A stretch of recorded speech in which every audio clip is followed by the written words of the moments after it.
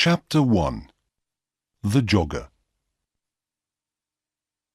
Dan and Sue are police officers in London. It is a Tuesday morning and Dan is angry. "What's the matter, Dan?" Sue asks. "Look at this," Dan says. "Every day someone steals money from people near the shops. We must stop this." "Yes, of course," Sue says. "But who is it?" "There is a jogger," Dan says. "Every day he runs near the shops. Sometimes he runs into people. Perhaps he steals the money." "Okay," Sue says. "Let's go to the shops. Perhaps we can see this jogger." They sit upstairs in a window over the shops. Dan has a radio. They watch the people in the street. "Look," Sue says. "There's the jogger." The young man runs into an old woman and she falls down. The jogger puts his hand on the old woman's arm. "I'm sorry," he says. "Can I help you? Here's your bag." Then a young woman shouts at him. "Don't run here," she says. "It's dangerous. Go away." The young man runs away. Dan talks in his radio. "Quick, stop him. He's running up North Street." A police car stops the young man in North Street. "Are you okay now?" Sue asks the old woman. "Yes, thank you."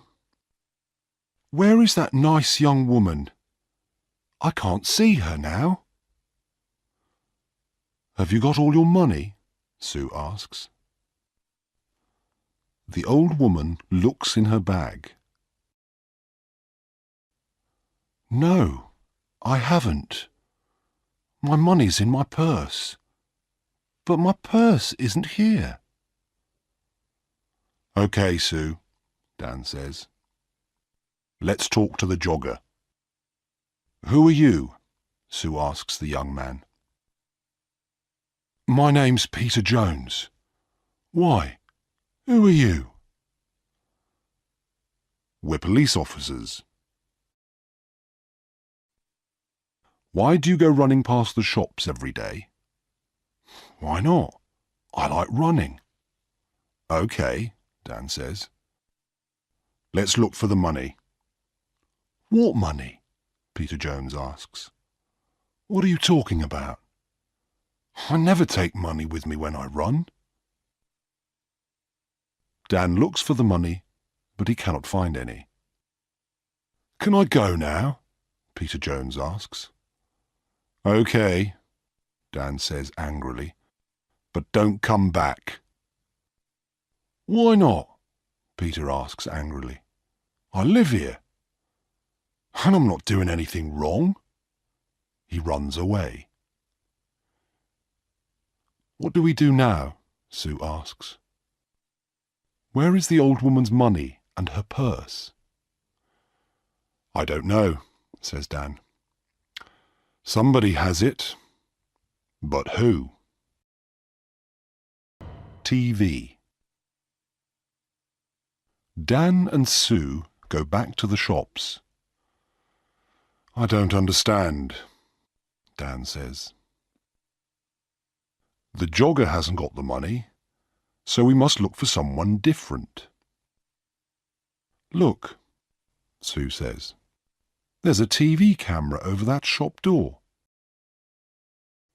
Perhaps that can help us." They go into the shop and watch the video. "Look," Sue says. "There's the old woman. She's getting money from the bank and putting it into her purse. Now she's putting the purse into the bag. Stop the video there, says Dan. Now, look carefully. Is anybody watching her? There are a lot of people in the street, Sue says. I'm not sure. Is it that man with the long hair? Perhaps, says Dan. Let's go on. What happens next?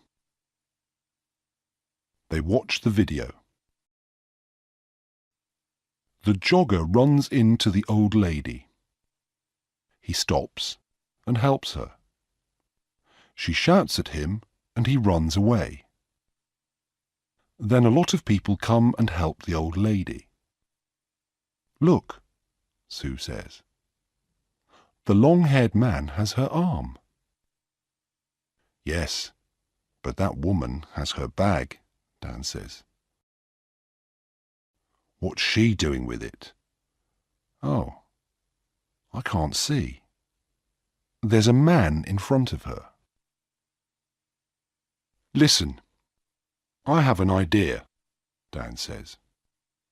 You go to the bank tomorrow and take some money out. Why is that a good idea? Sue asks. Because we can watch you, Dan answers. Get a lot of money from the bank and let everybody in the street see it. Take a radio too, so you can talk to me. Okay, Sue says. We can do that tomorrow morning then. Help me, quick. Next day, Sue goes to the bank. Dan is watching with another policeman, Jim. They have radios. I'm getting the money now, Sue says. That's good, Sue, Dan says on his radio. Now let everybody see it. Sue drops some money near her feet. People in the street look at her. Look, there's the man with the long hair, Jim says. He's picking up the money. Shall I arrest him? No, wait, Dan says. Watch. The man picks up the money and gives it to Sue. Here you are, he says. That's a lot of money. Be careful. We're watching you. Sue buys some apples, milk, and bread. Then she walks slowly down the street. Dan and Jim watch her go. Is anybody following me? Sue asks. No, Dan says. There's a woman with a baby, that's all. Don't follow me, Sue says into the radio. Nobody must see you. I'm turning right into Smith Street. Now I'm turning left into Peg Lane. The woman with the baby is following me. I'm sorry, says the man. Let me help you. The woman takes Sue's arm. Are you okay? She asks. Go away, she shouts at the man. But he sees the radio in Sue's pocket. What's this? He asks. A police radio? Give me the money, quick! He takes the money and runs. The woman wants to run after him, but Sue holds her. Stop, she says. I'm a police officer. You must stay here. But why? The woman asks. Man with a knife. Dan runs up to Sue. Are you okay? He asks. Yes, I'm okay, she says. Go on, Dan. Run.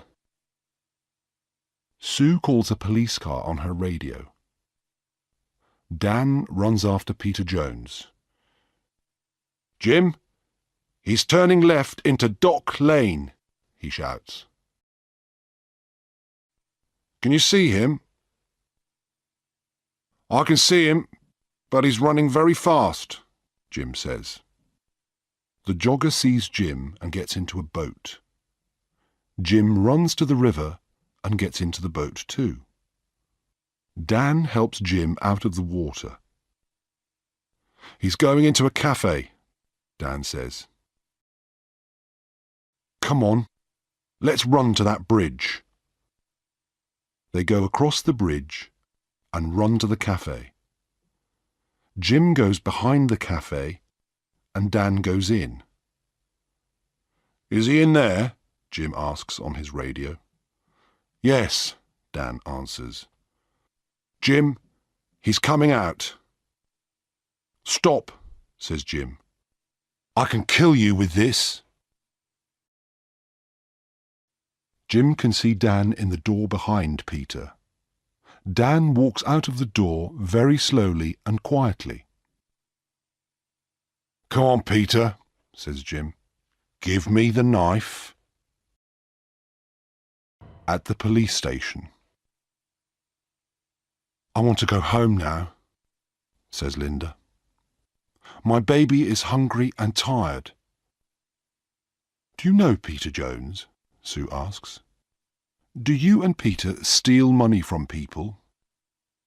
"No, I don't know him, and I never steal